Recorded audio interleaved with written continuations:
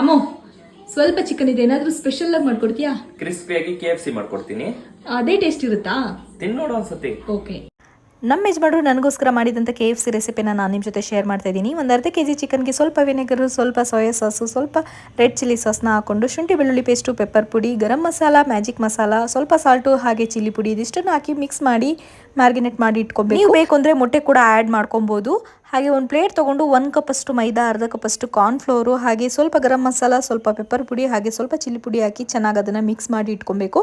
ಅಷ್ಟೊತ್ತಿಗೆ ಎಣ್ಣೆ ಕಾಯಕ್ಕೆ ಇಟ್ಕೊಂಡು ಮ್ಯಾರಿನೇಟ್ ಮಾಡಿರುವಂಥ ಚಿಕನನ್ನು ಫಸ್ಟ್ ನೀವು ಮಾಡ್ಕೊಂಡಿರೋ ಪೌಡ್ರಲ್ಲಿ ಮಿಕ್ಸ್ ಮಾಡ್ಕೊಬೇಕು. ಹಾಗೆ ಅದನ್ನು ಕೋಲ್ಡ್ ವಾಟರು ಅಥವಾ ಐಸ್ ಕ್ಯೂಬ್ ವಾಟರಲ್ಲಿ ಡಿಪ್ ಮಾಡ್ಕೊಬೇಕು.